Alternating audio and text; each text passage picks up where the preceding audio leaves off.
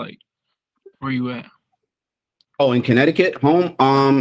Yesterday it was 90. The day before was 90. Today, the temperatures have subsided a little bit. It's a little low, but it's really beautiful weather. Yeah, These last couple of days. Yeah, it's just been really hot. Yes. How is it where you are? You're in Chicago, right? I'm in Chicago. It's Okay. I'm by the lake, so it's always more chilly by the lake. But it's Yeah. like 60s, 60s. They call it the lake effect breeze. Even on a scorching hot day, it'll be like almost like 5, 6 degrees cooler by the lake. Yeah. Um, Mhm. and that Lake Michigan never warms up, bro. After it Yeah. freezes all winter, it never really warms up. It So never really warms up, right? nah, so that wind coming off of it is cold, but it's like in the Yeah. 60s, but it's beautiful, clear, not a cloud in the sky. You know, That's I'm wonderful. I'm looking at a great big window. I'm sitting right in front of a window right now. That's beautiful. Yeah, Um, I am in the back of I'm in back of the woods. My home is all the windows is facing the woods. So well, at least the back windows are facing like the woods. So all I see is trees and rocks. that's what's So up. yeah, so I enjoy that. And Yeah. we get good sunlight here. So I'm really grateful for that. Anytime good sunlight can come through, I'm really happy about that. Is it early morning sunlight or dusk light? Right now it's dusk. Well, early morning sunlight it's very strong. It comes through. It's like a Yeah. beam. Yeah, Mm-hmm. it's like that very settled. Like that very like shine. It's like Yeah. comes right through. It's real Dusk beautiful. dusk Morning. light is Yeah, more washed. It's more washed. I feel yeah, like it's yeah, yeah, yeah, washing, yeah, yeah. instead of beams. I like them both. The dusk may be my favorite though. It's a lot Yeah. softer, easier Lots on of the eye. it's easy on the eyes and heart.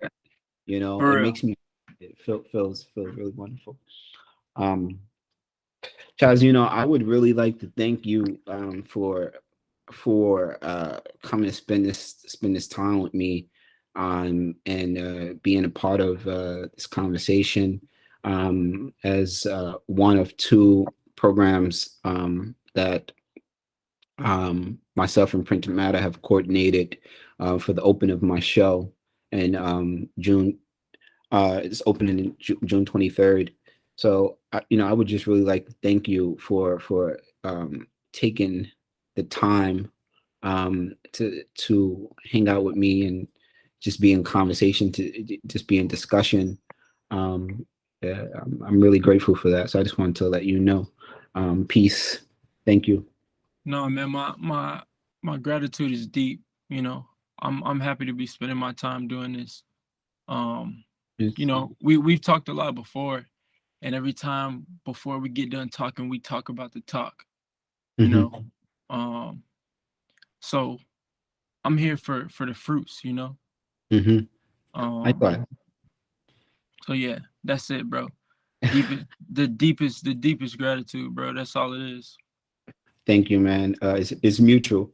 Um, I thought it would be nice, when I was thinking about how I want to approach uh, programming, very few individuals came to mind that um, I wanted to sit with in this moment, in this at this particular time, and you were one of them. It was right during Ramadan that we got a chance to uh sit down and talk, and it was such a beautiful conversation. It was so natural. We exchanged so much of information between the both of us. We learned so many beautiful things about each other, and what I've noticed from our conversations is that it's always like a continuation of where we left off. We spoke a Yeah, few days ago on my train ride back up to Connecticut on my way home, and you know this discussion is two can be two can be it's a to be continued Yeah. continuation of the previous conversation that we had a couple of days ago. And not just for this installation, but just you know everything that I've been working on. I was telling you from the first time that we met, everything that I have been working on is um it's kind of like my practice have taken on a new life. I've lived in New York all my life.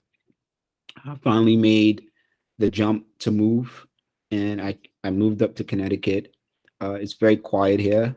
It's very slow. It's lots of nature here.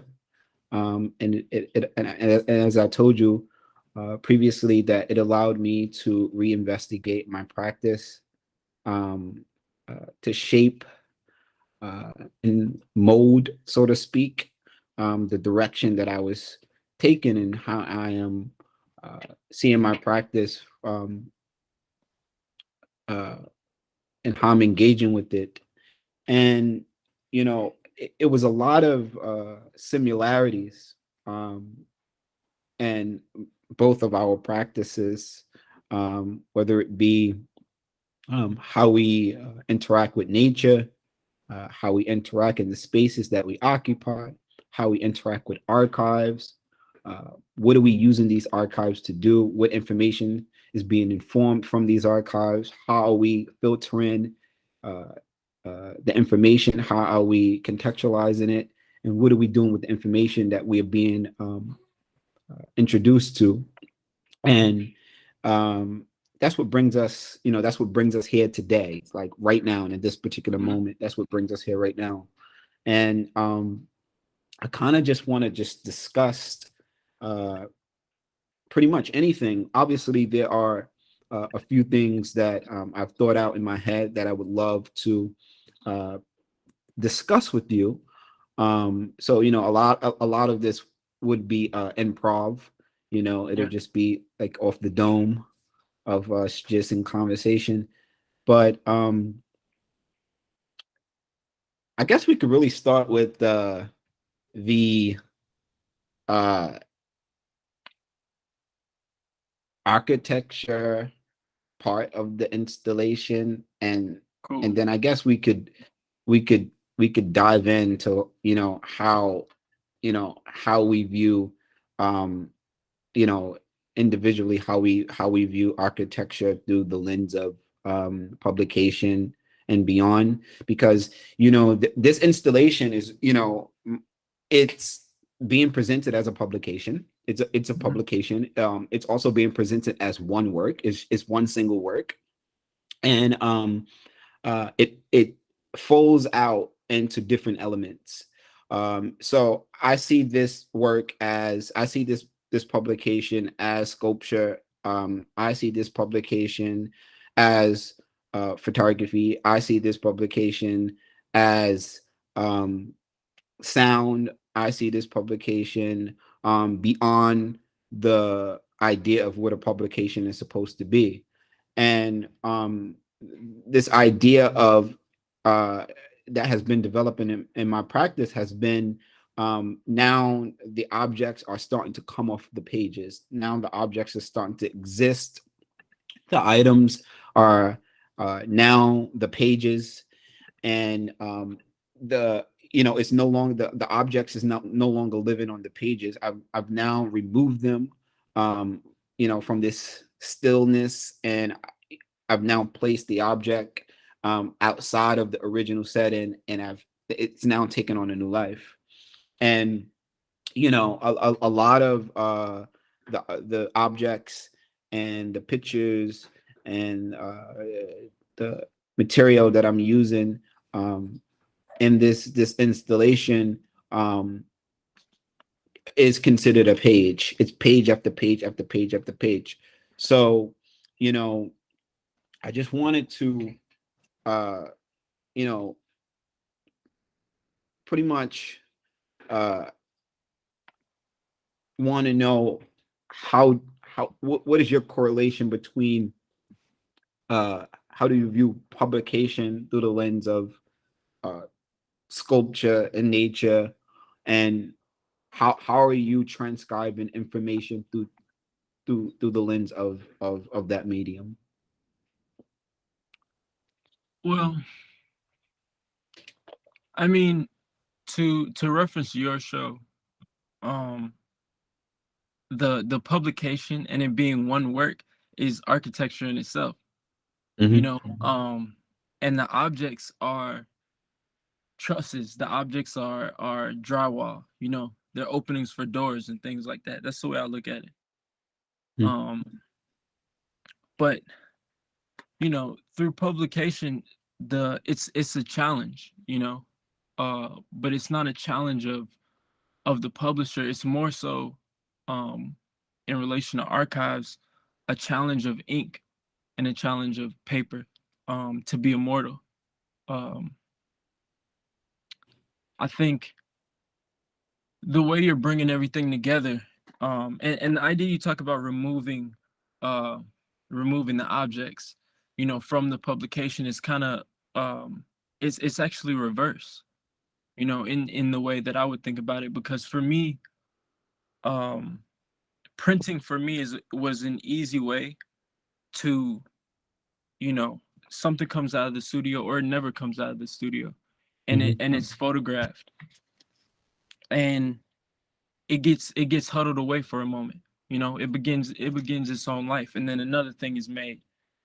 So publication for me, the way I look at it, I transcribe like and transmute those ideas into pages so I can look at them in relation to each other, you know, and see if they speak to each other.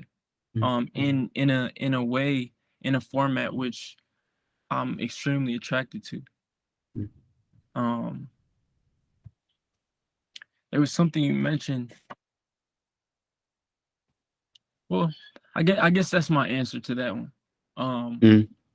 I I get I can pull different things out of the work after it's already in the world through publication, you know, because that my way of referencing things is more so to word, you know, it's more so to language, you know.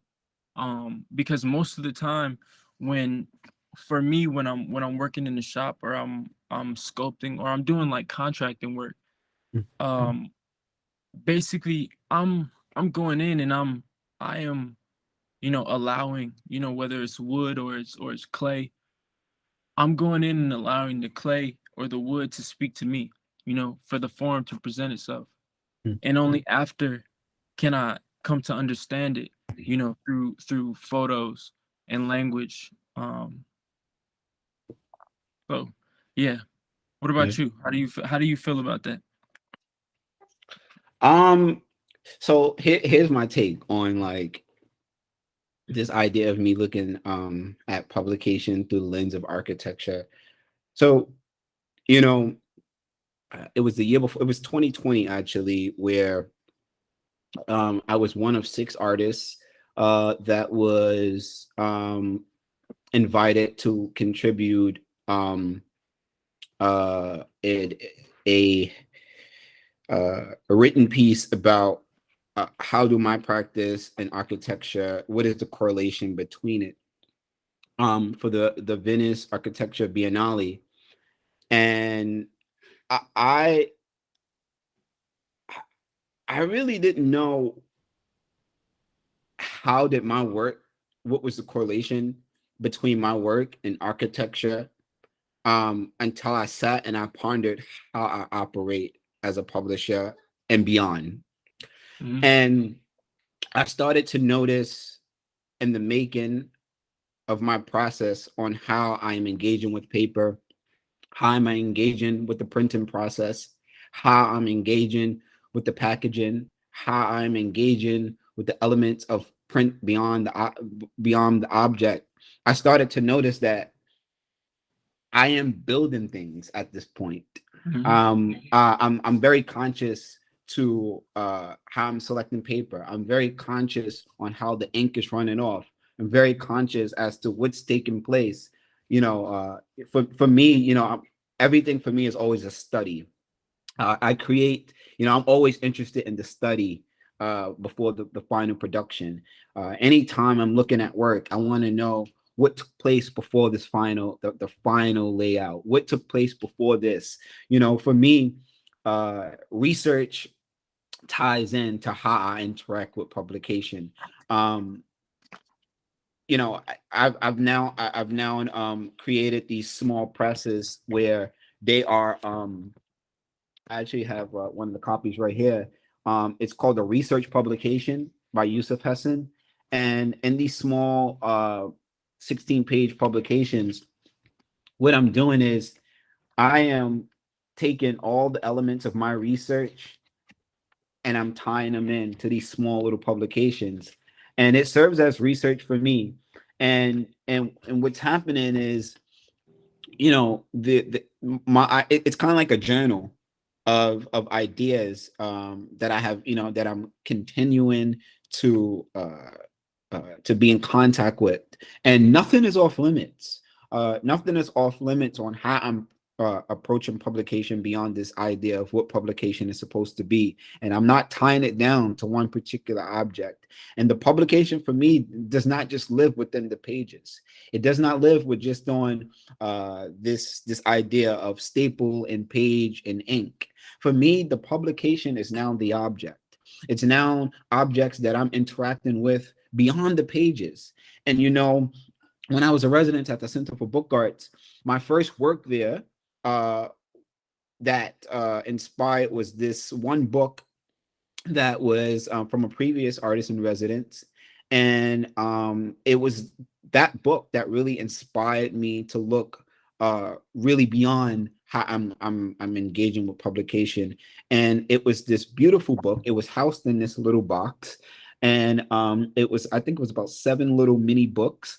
And some of them were functional and non-functional, however we consider what to be function. And I remember one of the publications had like a piece of stone, like a stone block, that was inserted in the book, and that was the publication.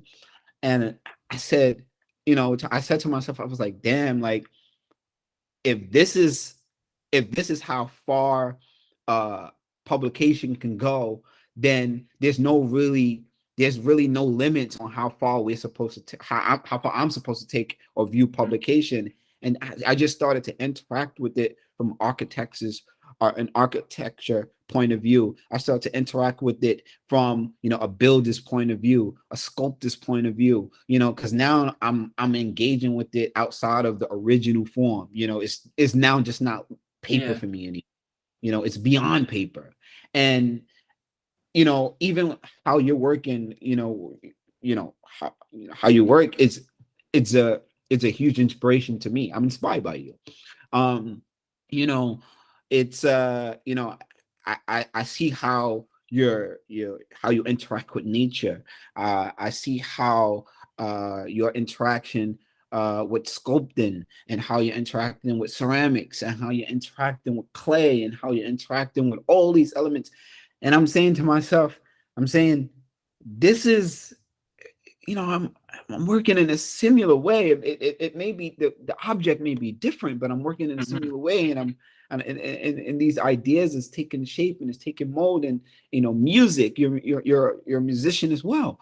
It's which also is tied into my practice, and which brings me to what we're going to discuss next is music. How is music for you? How is music informing how far you go within your practice? How are you engaging with music through the lens of your medium, of your practice? Well, before I answer that, I'm going to answer that, but to stay, what's your definition of architecture? Your definition. My definition of architecture What's your definition of architecture? My definition of architecture is not limited, not creating a limitation with this idea that architecture only exists within the realms of building things that is overt, i.e., a Agreed. building or I agree completely. yeah, because architecture go beyond this idea. Hmm. If I could define architecture, I would, and not in relation to it, it's a general way of speaking. I would define it as the act of imposing your will on your environment, Mhm, which it can have something to do with groundbreaking actually, but it has, that's where, for me, that's where music comes in, because music to me is the greatest, grandest form of architecture. mhm, Because you can think about it in so many different, even when you think about it down to the smallest level, just playing a note. you know mhm, a note is a wall. mhm, Four notes, you got a building. But there is mhm, there's this balance that you have to respect, and I think the balance um is where the greatest architecture happens. It's in this space between bondage and freedom. um because one thing I think about when I think about architecture, the number one thing that comes to my mind is constraint. you know um it's the idea that when I was studying, that was constantly, it was constantly poured all over me, and it was something that I kind of rejected. Which is why, in some forms of architecture you can reject it. um Everything comes back to music for me.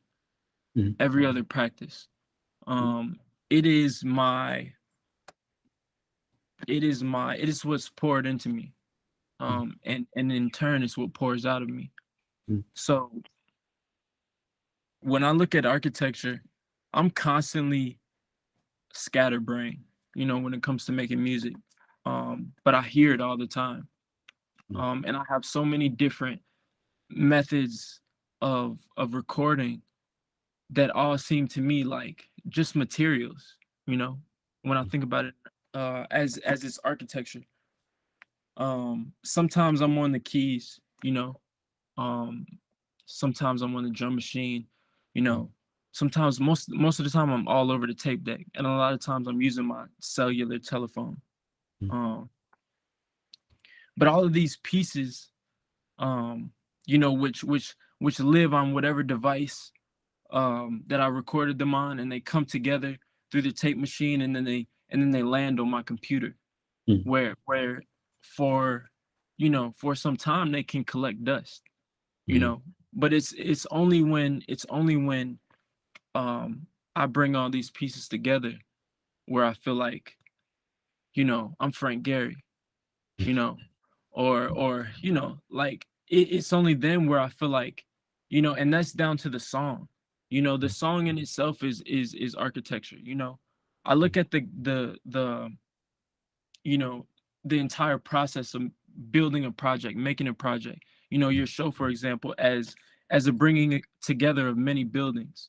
mhm, You know, a building of a corridor, that can be, traversed, but can also be a fortress, mhm, um, inescapable, mhm, but also open floor. yeah, Um, like, I don't know, they all to me resemble pieces that have been, you know, either struck down, or, they have the forms are amorphous, and they only fit together um in a certain way. So I think, the way I look at design and architecture in the most classical sense is like a cage to me. mhm, um and I feel like, even though, it's never or it's rarely like, building from the ground up, I think I'm operating outside of architecture with the mind of an architect. Okay. That's very beautifully said. Because I'm not, I'm not, I'm working within my means, but I'm constantly having to, reject this and accept that, because that's, it's a architecture is a way of dealing with the world, Mhm, in its simplest sense, because before anything is ever erected, there is a reckoning that you have to do with the land, whether it's raising, whether it's flooding it, um, there's never an example of where we can pull up and build, you know. There has to be extreme, and sometimes like colossal and seismic destruction. Um, I watched a film. It was a while back. I wish I could remember the name, but it was basically about, it was a documentary on an architecture group, um who was they would go out every day and they would blow up mountains, with huge sticks of dynamite, the old school way, um and they basically, to me it seemed like they were doing, God's work, not in the good sense. They were building like shopping malls and you know what I'm saying, Saks Fifths and shit like that. But what was interesting to me was the language around it, um around how, the work that they felt they were doing, you know and how when you're doing architecture, you are constantly opening up your environment to evolve into a new environment. um what do you feel is I talked about that space between bondage and freedom, and I think what attracted me, before we spoke, I tried to really, look back and see what, like, how I ever found your work, you know because the reason I'm so attracted to it, and it's drawn me in for so long, is because of things like the embrace of misprints, um or which is just, in architecture terms, allowing your environment to like take over, you know there's a plant that grows in Mississippi called kudzu. Have you ever heard of it? No, I've never heard of it. So um kudzu is a vine, and it was brought into Mississippi in the 50s by the USDA to fight erosion, because there's so much of it in Mississippi, because of, there's, Mississippi is red. It's really red. It's the Yeah. clay red from that sediment coming off the Mississippi in the Pontchartrain. Um, Yes. and it was brought in to fight that erosion, but it was brought in from Japan, and it has literally proliferated, Mm, and it's everywhere, and it grows mostly in like valleys.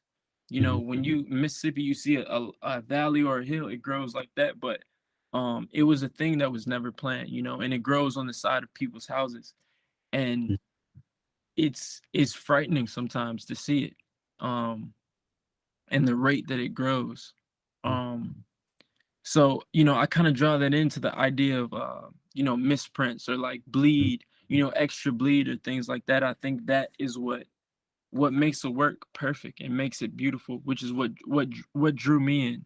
mm. Um, so where do you feel like you exist in that boundary between bondage and freedom? And what would you call that middle ground? So for me, I like so uh I guess this is why and on the subject of music, we're on music right now. Where do we see the middle ground between bondage and freedom? Um this is why I'm so inspired by Dilla, by Jay Dilla, Mm, because because in particularly just I'm a Dilla fan from beginning to end.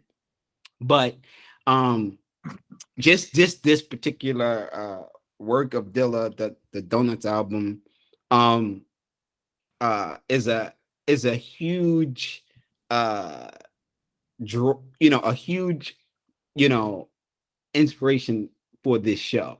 Mm-hmm. And the reason being is because I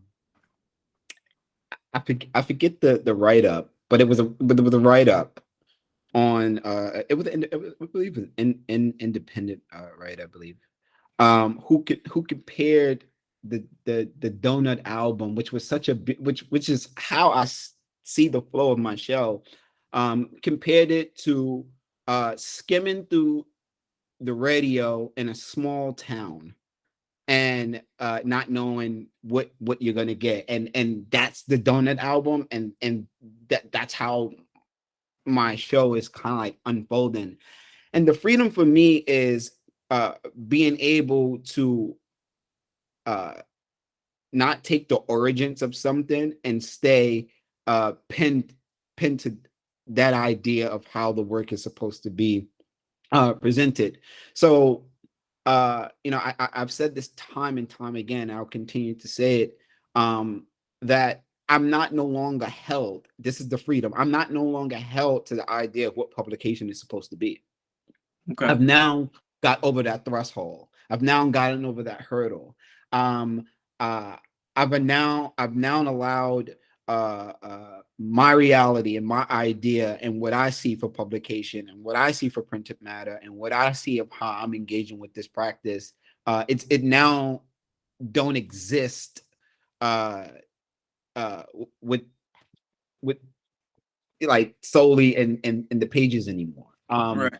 Uh, it's now kind of like it's left its nest of this idea, and which kind of like I remember when we were talking, and I had posed a question to you, and the question was, um uh do the work do the work uh dies or become alive once it leaves the studio? I think that's how it was phrased. And the reason why I asked this question is again because I feel like that's a heavy topic. Mm-hmm. And we spoke about the nurturing process of our work is in a very vulnerable stage. Right. No one have seen it. No one have at least no one that we have not allowed to see it. But for the most part, um, the only people that see anything that I'm making before I make it is my partner. Right. And sometimes she don't even see it. But as far as like first eyes, she's like the first eyes. But you know, it's this vulnerable stage. We're parents of the work now, and we're making it and we're nurturing it. And this ties back to your question of freedom. And for a very long time, I was obsessed with trying to figure out what was taking place with the work to where I wouldn't I wouldn't want to let it out of my sight. I always felt like it was not done. But I don't Yeah. work this way no more. Um I work in a very rapid pace. Revisions for me is no longer looked at as errors. Okay. Revisions for me how I take revisions is I revise because my brain is constantly running. So I'm Yeah. not changing something because I feel like it's not where it needs to be. I'm just adding to what I'm already creating. This is why I'm You're making work. revising. You're revising because you're constantly learning. I'm constantly learning. This is why I'm making work up until the day of the show, which Right. is not a traditional way. I think I told you which is not like a traditional way, quote unquote, that an artist is supposed to work, because it's like, the work is supposed to be made, the art handlers come and pick it up, it's at the gallery, it's at the space, it's there to be installed, whatever. I'm making work up until the day of and up until the day we install, You're because you're driving your kid up to the front door. there you go. I think that's Basically the traditional way is to all right, you dress the kid, you make him take a shower, but you drop him off at the stop sign. That's a stop sign away from the school. Yeah. You know. I'm not working in this manner. Yeah. I'm not working in this manner. I said, like, it's no way to like kind of like pin me down, or like a lot of times like we constantly get like kind of like boxed in. We spoke about this too, boxed in as artists, people trying to figure out every detail of how we're working. And like I always like to be a step ahead of even myself. Sometimes I I may draw one conclusion, and then I may not even come to that conclusion. Another conclusion may come, and then those two conclusions are brought together, but I may not even go with this, and I may totally go somewhere else. And I've really embraced this way of working now. It's like I'm working improv forever. Like I never know like what's necessarily gonna come out of what I'm making. And this is why like I can make a publication on my train ride, which I have done, in 10 minutes. I'll make something, and I send it to the printers right then and there, and I'm going to pick it up when I get off the train. When I get off the metro north, I'm going to the printer, and I'm going to pick up the publication I just made 20 minutes ago, because I'm constantly thinking of information on, what's taking place in my mind, and what's taking place in the things that I'm seeing in documentation. This is why, these new publications that I'm going to be released in, they're titled A Research Publication by Yusuf Hassan. And it's pretty much just like a database, like improv database of like information that's just coming to my mind and instantly and rapidly. And it's like, I come back to these little small little presses, and I come back and I also use them for inspiration too. And that's why I'm so, I guess that's why I'm so infatuated with studying the study of something. And for me, it's like the final production of whatever I'm interested in. I'm less intrigued by that. I always want to know what took place prior to that. And even when friends are giving me work, or giving me things that they want to give me, I never like to be so picky, but I'm always like, man, like, can you give me the study for this? Can you give me the study for this drawing? Can you give me the study for this? Can you give me the research? Like, just give me the study. I'm always intrigued by that, like that undone, that unfinished, that vulnerable, uh, stage of the work where, you didn't know what the fuck was going on. You was lost, you were, huffing and puffing. I'm intrigued by that, because I feel like, to me, that is the purest stage of what you're creating. That's the purest stage of what you was trying to figure out. That's the purest, most vulnerable stage. I'm interested in, the behind the scenes, so to speak, of what's taking place, before this. I guess that's why I'm always researching and constantly digging into archives, and constantly pulling and drawing from so many things.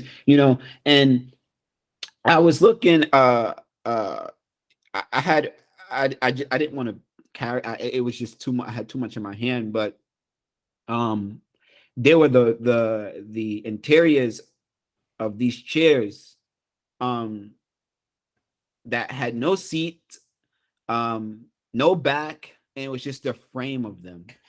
And I wanted them so bad, but I just didn't want to carry them. And I I thought about those frames all damn day. I said, man, I even was contemplating going back to see if they were still there, but I was just too far gone. I was, I was tired. It was like late in the day. I was heading home. And I was so intrigued, because the chair went, the chair went to its default state. It was vulnerable again. It had no back. It had no seat. This is what it was. Before that final production. Also, it was just like very beautifully molded. The legs were nicely bent. It was a very beautiful frame. And I started to think about my own practice on this vulnerable way of, how I'm working, how I'm researching, and how that seeing that frame tied into to how I'm working at as a creator, how I'm working within these practices through music and through sculpture and through publication, through furniture, which is also my next thing. How do how are you engaging with this idea of furniture? Because I always hear people talk about like this idea of functional furniture and how it has to be functional. And when I think of functional is just another word for people to say that, like, if it don't meet my needs, or if it doesn't function the way that something is supposed to function, then it's no use for it. And I've totally rejected this idea of I functionality reject that. of how things are supposed to. I reject it as well. I reject that. Go ahead. Well, I mean, to me, I'm more focused on objects than I am on furniture, Mhm, ever. Because functional is another way to say, like, that shit is that shit is cheap. You know what I'm saying? Like, it's a cheap way to take up space. Because but I do understand the school of thought that comes from um I'm about if it works. It mhm. has to work. But I think functional doesn't have to be a function for you, for a person. No. You know, um, that's why I talk about all the time. The lives of objects. Mm, And their personal trajectories. mm, There's a um Leroy Jones and Mary Baraka mhm, essay. It's called Technology and Ethos, mhm, where he speaks about objects, or machines, being extensions of their creators. mhm, um and what I take from that is that they're in blood, in time, in blood, in sweat, in toil, you give an object life, mhm, no matter what that object is. mm, And it is the same phenomenon of having a child. mm, Because but almost, this object is not free to do as it chooses. mm, But you are, in the same way that it's not, you are endowing it with trust. mm, I trust that my terracottas won't get up in the middle of the night and walk away. mm, um you know I trust that my Horton manufacturing chair, when I sit on it, I trust it's not gonna fall out from under me. mm, um and when I think about that right there is that idea of vulnerability. mm, Because it's like the feeling that you make something and you're the only one in the world that knows it exists. that mm, that is that is the feeling. That's it right there. mm, you know because what you're seeing is work. you mm, know you're seeing your own work, you know before it becomes like secular. mm. um I was thinking the other day, um just about, I think I make a lot of work that is not for people to see. That's cool um too. I mean, not necessarily not for people to see, but it's just like, that I think is important as well. I make it, but it's not necessarily for, um it's not for consumption. Mm, It's a journal. It's a way for me to take my understanding of things, and package it. but it may not necessarily be, packaged to be sold. It's packaged to be archived. Mhm. It's packaged for when the time comes. It's packaged for a rainy day. Mm. Um, the work, that moment is the work. Mm. That's the work. It's because what it is, the response, responses are, you know, they are that is a smoke screen. Mm. The work is all that matters. When you talk about, when we talk about the word, that forbidden word, art, that word, like that's the only thing that when that form presents itself to you, in that moment, that's what we're looking for, you Mm. know. Um everything is so connected, but I tie it into, what we spoke about a few days back, was that machine that we reject, that puts value on, that puts their value on, these extensions of their creators, which may be the publication, it may be, it may be some wood carving, Mm. things like that.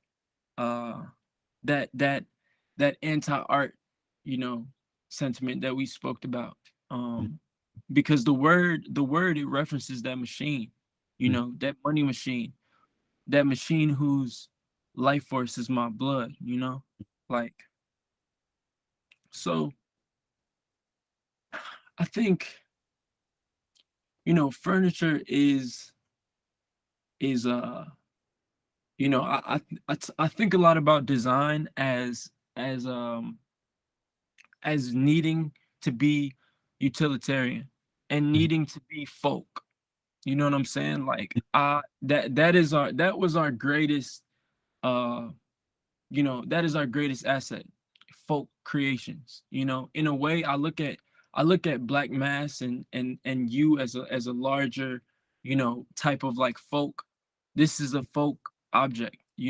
It's not made with, this isn't made with plastic gloves on. You Mm. know, Mm. this is very much alive. Mm. And it's delicate as well, but it's made for what it's made for. Is the Mhm. point I'm is the what I'm poking at.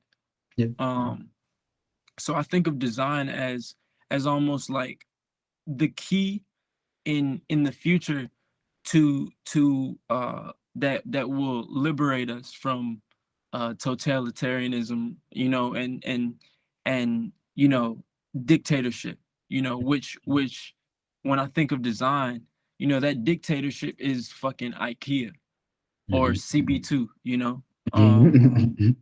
so my belief about furniture is that it needs to be alive. If it's not alive, you shouldn't have it near you. Mhm. Um, like, I think about like all the things that I'm bringing into my space all the time, even books. I Mhm. do a lot of like, I'm digging all the time. I went yesterday and I bought. I had a great conversation with this guy who Mm.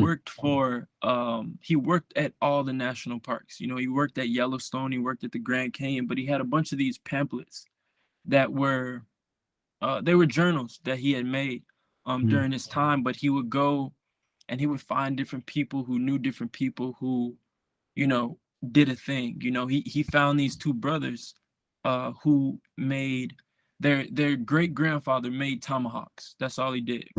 Just Mm. make tomahawks. And he photographed all these tomahawks, and he put them into these small publications, glossy paper, saddle staple. But one thing he told me when I took them from him, which I really, you know, I wanted to level with him, was that like those they were never for sale. Mm. They were ways for him to put his experience, to amalgamate his experiences. Mm. Um, and I really, you know, that sat with me for a minute, because the way he said it was as if he was, it was like he was giving me a child. who mm, mm, pawning his pawning his child off for adoption. mm, Um, and the books, I didn't really go through them. I went through some of them, and I said, if the rest are like this, I'm gonna take them all from you. And as I started to examine them, they're heavy. They're heavier than paper and staples, and ink. So I think that I idea that we just came off of about that vulnerability, and that moment of creation when no one else knows it exists, that's all part of a bigger conversation, mm, that stretches through furniture, through design, through architecture. um I wanted to ask, mm. what if, you know if anything, what are you trying to um impose, on a space where you've pulled, you have this publication, but you've also pulled these objects out of the publication and back into the world. What are you trying to impose, with the show, but on the space specifically? Well, for one thing, uh, I'm always thinking before me physically and before my work, which is me, occupy any space. I always pose the question to myself, why do my work need to occupy this space, and what is it going to do before while it occupies the space, if I allow it to occupy this space? And for me, for one, I don't want to take up uh unnecessary space, and I also don't want to fill space for the sake of fulfilling space.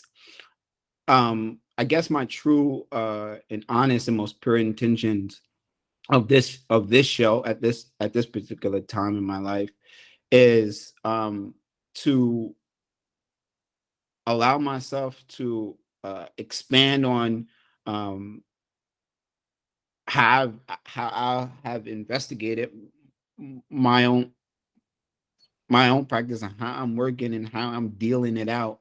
Um, it's only a fraction of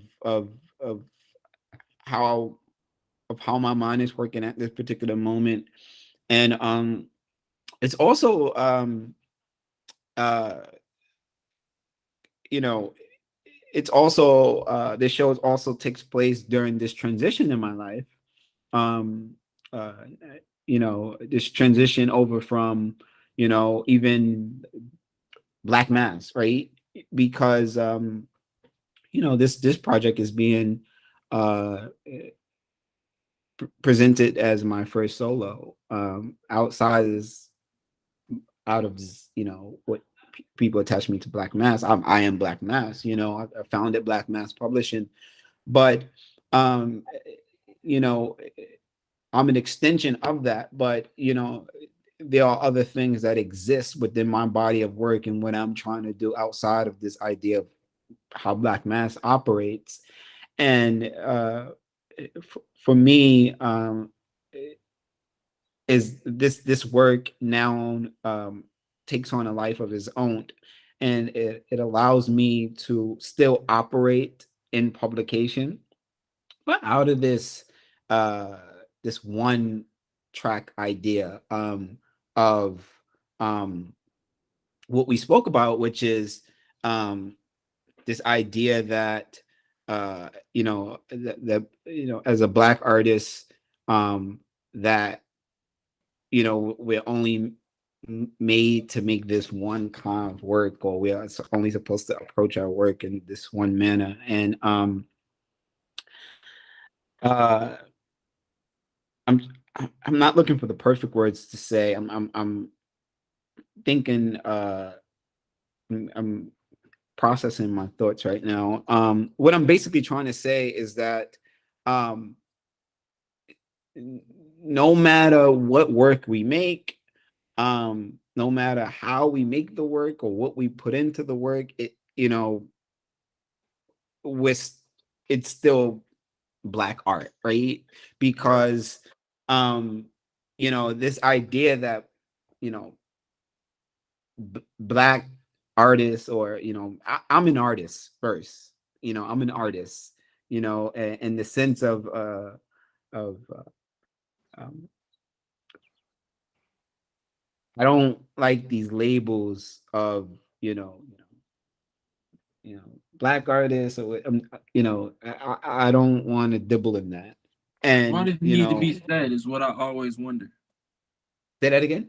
I said, why does it need to be said is what I always wonder. It's never said by us, you know, Oh, but I, it's usually never said yeah, by us. It's I'm um always wondering like what's the other type of artist, you know, like yeah, who else are you talking about, you know?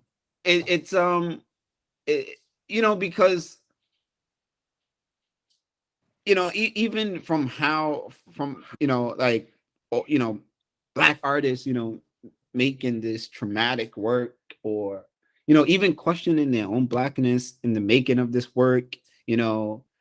I'm to if I make this work, then I'm more black, and it's like I'm really not trying to dibble into this. I'm aware of what I am, and I don't need to hear this. Even with this show, it's just it's a years long of like my transition of what's took place in my life, and where I am, and how I see my own practice, and how constantly in conversation with myself and others, and how I'm engaging within my practice, and how do I see it, and what do I want it to do. Um, I've also learned to relinquish um what I am creating in a way where I don't feel bound to it from this emotional this emotional side, because a lot of times in the past I was so connected to what I was doing. It's like very emotional. You want to hold everything, you don't want to let it go. So now like I let what I work on go with ease. That's um difficult. How do you manage that? because we may think that we are the authors of everything that we do, and we are to a certain extent, but we have to also understand that it belonged to us but so much. And and again, this didn't come overnight. It took some time for me to for me to relinquish what I've made, and just said, all right, that's it. I mean, Mhm. on to the next. And that's also a freedom. It is um definitely. that's a freedom. That's a real freedom. And it takes some time to get there, and I never like to um I'm not the one to, when I get to a certain point in my life, I make it seem like, oh, it was a piece of cake. I'm there, I've arrived. Yo, that takes some time, like that take a very long time. And I also don't like to put a time stamp on things, because it can't exist in that manner. You have to pace yourself, and whenever you arrive to that point, is a beautiful place to be at, when you're able to relinquish your work without feeling so connected to it, to the point where you don't want to let it go. And I love what I make so much that I do want to let it go. So Hmm. I guess that's one of the most helpful things for me, is to let it go. It's also very therapeutic for me, because um I don't want to consume so much to the point where it's like it becomes this thing of just like you're gatekeeping your own work. Yeah, yeah, And yeah, I yeah, and your own work. It's like you are like you're gatekeeping your work. And yeah. I'm not trying to gatekeep my own work. Like, It, it I'm making becomes it can become destructive, you yeah, know, and because I'm you're not you're constantly being confronted with it. I I guess I don't feel like, I don't feel the contrary, but sometimes, I do worry sometimes, you Yeah. know. Back to this idea of this extension, of yourself. It's like the theory of twins, like your twin gets hurt, you feel it, you know. Mm-hmm, mm-hmm, Um mm-hmm. yeah, but that is an interesting thing. You said um sometimes I love things so much that I don't want to let them go, but I also don't want to be confronted by it, you know. Yeah, Um I want it to have its own, it has its own place, in the yeah, world, but it's not it's never like it's I'm free of its hooks, yeah. Um It, it was a funny thing that my partner said the other day. I just had got some boxes back of my work, and we were going through it together, and I pulled out one of the books, and she said, "Oh, I thought we were supposed to keep this one, in the library. I didn't know this one was leaving. Like, I didn't know you was, this one was up for, this one was supposed to be purchased." And I was just like we got we we have the most vulnerable version. We have the stuff, like the first copy that I ever made. I said this is much more, in sync with how I feel about this work. Not to say that that's not, but she's like, "Oh man, I thought that this version was supposed to stay." And only reason why I bring that up is because, again, I'm not conditioning my mind to make things to constantly like gatekeep my own thing. It's like some things I want to disperse mhm. um um from me. And also, it's this one book that I did that I have not seen in a couple of years, and is in the library. Uh, it's in the Schomburg, and I want to go back and sit with that book. Mhm. And yeah, I want to. I haven't seen it in years, in a few years, not in a few years. I haven't seen it since like 2018, and is the first copy. I don't even have I don't even have Yeah. a copy of it. I had to make a facsimile, so I don't Yeah. I don't have it. Some of the original content in there I can't find. So I want to go back and sit. I want to go back and sit with that book and see, you know how I'm going to engage with it at this point in my life. Yeah. And you know it's a beautiful feeling also to kind of like see your work, years later, and how you're engaging and how you see it, and how you're how do you see it now rather than how you seen it then. And I'm very interested in that as well. So for What do you me, see as Oh, I'm sorry, go ahead. no, you can go. I was gonna say, what is there a general reaction, to being confronted with your old work? I would say, I would say that usually, even things that I have in my own possession, when I encounter it, from not seeing it for so long, it takes me back to Mhm. that moment in time of how I was dealing. It's like literally a time capsule, where it takes me back, like literally, Yeah. like mentally, physically. It just takes me back.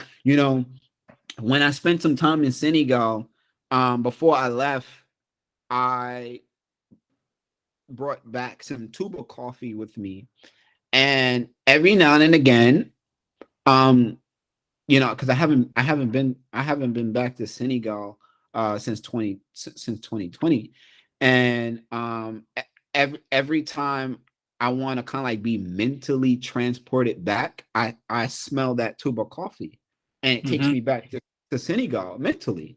Yeah. Um, and I enjoy that so much, and that's kind of like what looking at old work do for me. It kind of like brings me back to that place and time of, what I was doing when I was making this work, because with that first book that I made, I was lugging that book around with me everywhere. Like I was literally inserting the pages. It was not even, it was not even bounded yet. I was Right. inserting, I would print like a couple of pages a day. And on the train, I would insert a page, I would, subtract the page. This is when I was Yeah. looking at revisions as like errors, so, I would take and subtract and add and, change this and, take this print out and until I finally concluded of all the pages, which was 173. And that was a tough time too. When I was finally time for me to bound that book, I was in a very like indecisive place. I was like, is it ready to be bounded yet? Should I just wait? Should I add another page? I was confused out of like, oh, it's not done. It's probably gonna be back, and I would look back at that time and I would say, I'm not even in that space no more. Like me today, I my revisions wouldn't have been because of the errors or because I thought the errors exist or because it was not done. It's just, as I said, it's like my mind is running rapid. So, for me, revisions is not errors. For me today, revisions is a reflection of how fast my mind is running, and I embrace them so much, to where I keep everything that I print, even if so to speak, misprints. Everything is kept and held, and I go through it. So this is Yeah. where I'm at today. I mean, Um, I personally like to live with my work, mhm. um, or I like someone else to live with it. Um, Same. like, I found a bunch of pieces that I made a couple years ago Mhm. that, I was pit firing a lot. I was Mhm.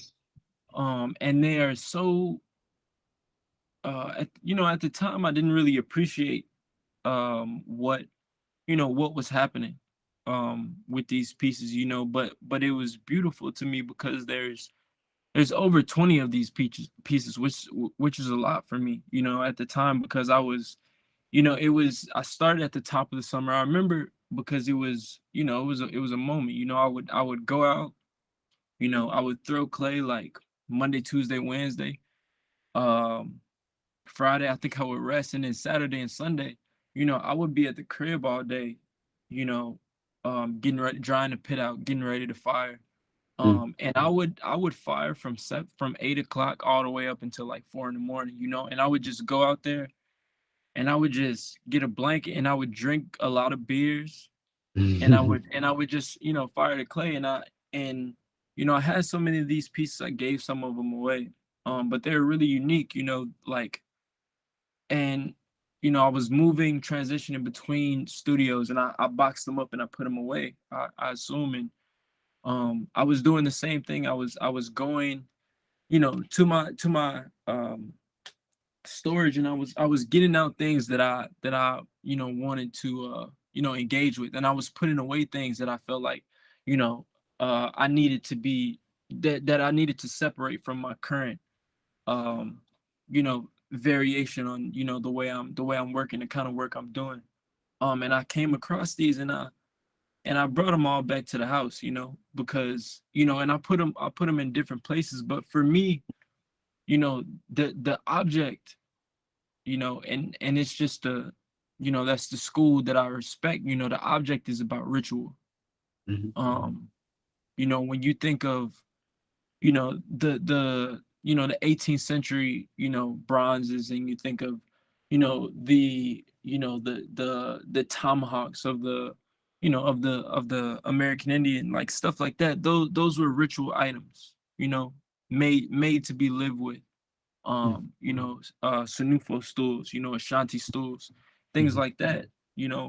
That is goes back to my you know original idea of folk, you know, folk craft being the most, advanced, type of architecture and type of design that we've ever, you know, um, kind of like started to make.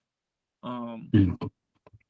and to me, I just feel more in tune knowing that they are constantly in conversation with each other, even when Yes. I'm not around.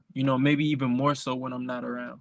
Um, you know, we talked about, I think a lot about like, um, Brancusi and his bronzes, and his fruitwood sculptures, that he got from Africa, that he took so much from him and Picasso, but how they didn't regard them as living objects, Mhm. when these were objects that were used to like ward off evil and things like Mhm. that.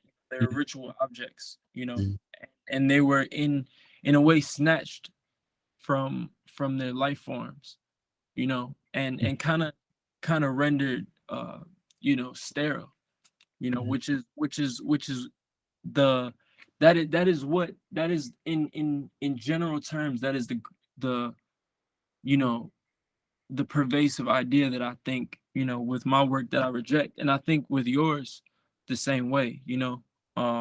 It's not, you know one thing I always like thought was cool, that was like, I was talking to Uzman. We Mhm. were we were messaging each other, and he there was a publication, I think he did it with you guys. I want to say it Yeah. was the cell phone joint. Yeah. Yeah, yeah, and I wanted one, and he told me that he never sold it, No, he and I never sold them. and Yeah. and I and I thought that was, and I thought that was cool. I still want one, and I Mhm. and I might even like bring the proposition to him to like trade for something, like even if it's for a temporary amount of time, Mhm. Mhm. um let me live with it, let you live with this. Yeah. Like that's what I'm interested in, I, this meditative ritual, kind of work. But I thought that was amazing, that there was only one of them. That the folklore, no pun intended, the lore is just growing. It just grows because of that. that's also a beautiful way to also work, uh in this also, in that exchange of information. um if I can facilitate Usman, because I actually spoke to him um a couple of days ago. I'm going to be seeing him probably on Thursday, and you He's in know New York. yeah, he's in New York. I'll see if I could. I'm pretty sure he'll be open Yeah, to he that. he and I But have been like, we've okay. like never we never met, but we've like, Yeah. like messaged each other for years. It's kind of Okay. like Yeah. you and I. We hadn't met, but he and I still haven't met to this day. Um, Yeah. but we've always like had that kind of like symbiosis, mutual respect for each other. Yeah. He's a beautiful Um, person. I'm actually doing publication with him later on this year.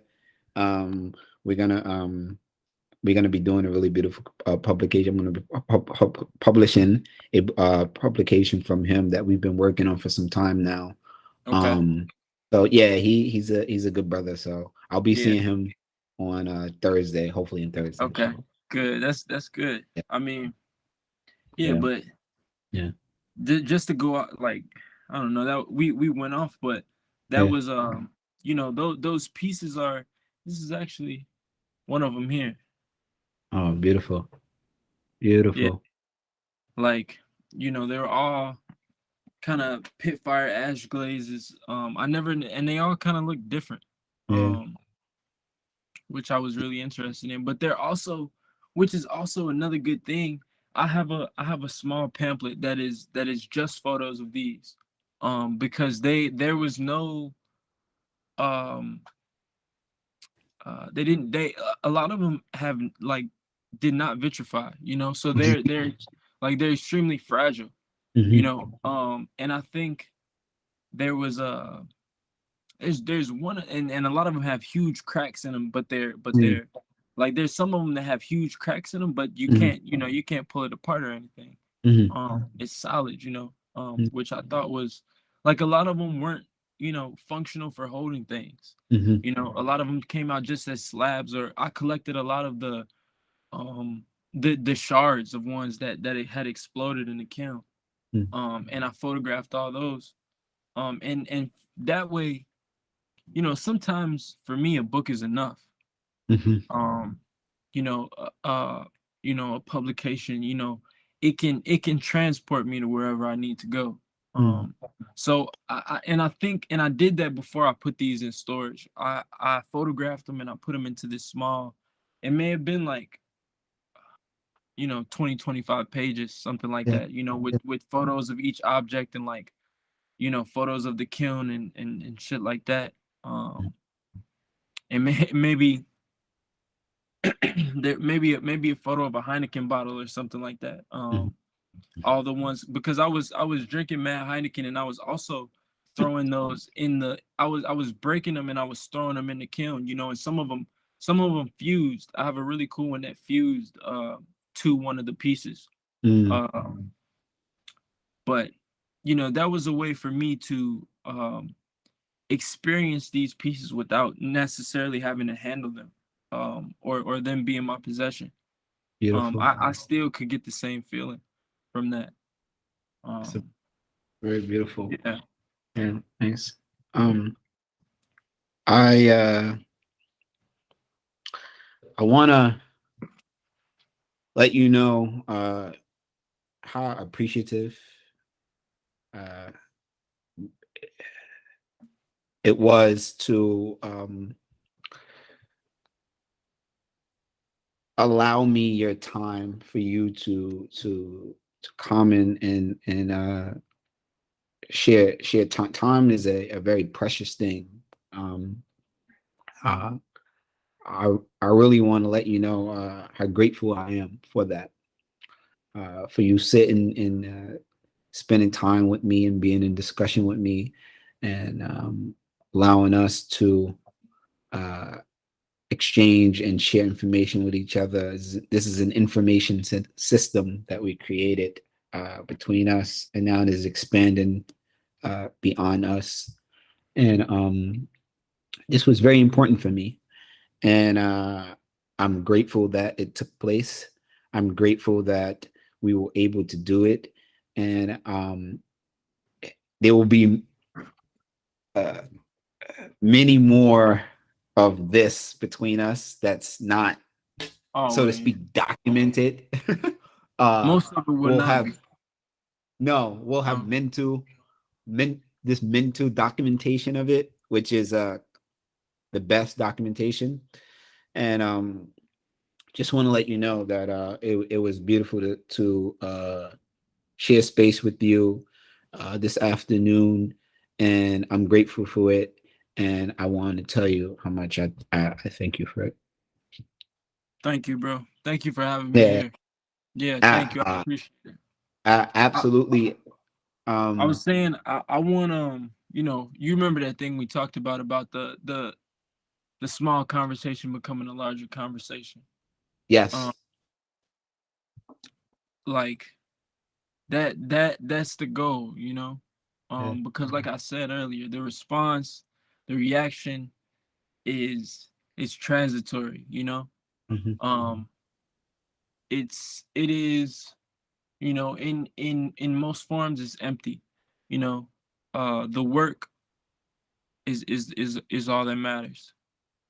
Um, Absolutely. I think is the most important thing. so One, yeah, that's what I take from that. And what I hope anyone who would listen or read or engage will yeah, take. You yeah. know, um, All right. yeah. That's I, that's I'm I'm so good. I'm blessed to like share this time with you, bro. For real. Thank you. I really appreciate you. The is a mutual thing. I can't actually wait to read the text from this. I hope that Yeah, the because translation is good. I'm gonna Um, forget most of it. It's cool. It's Like cool. so I can't wait to read it.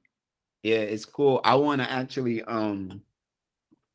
I don't know, like, we want to do like a couple of like paper presses. I would love to read, just read this conversation, also listen back to it. I Yeah. can't wait. Um, I'm interested. I remember we were talking earlier, but I'm interested with them living both ways, because yeah, there's one I'm interested in that uh data loss, as I call it, yeah, between formats.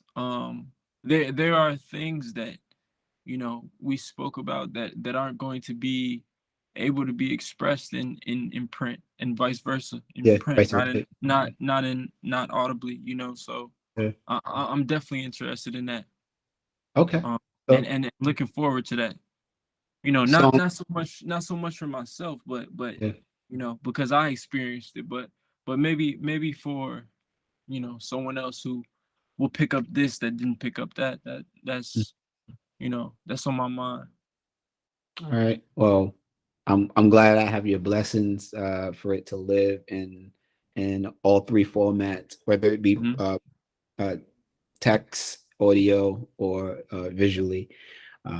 Again, I thank you for spending this time for me. I would also like to thank Printed Matter, Keith Gray, for helping coordinate this discussion.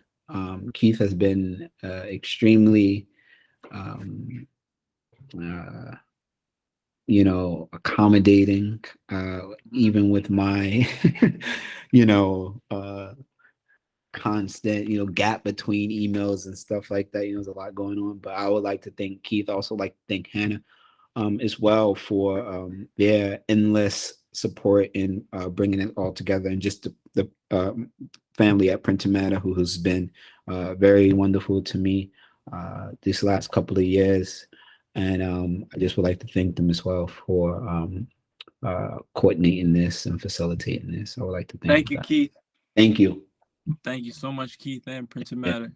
yeah, thank you. We So I appreciate guess it will end here. Um, I'll be we'll catch up. it. Hmm. I'll hit you up. We'll catch up. I'm And I'm gonna give us a few days to breathe, and I'm gonna yeah, go of out. course, of course, of course, of course, of course. The process, Mhm. of course, of course. Yeah.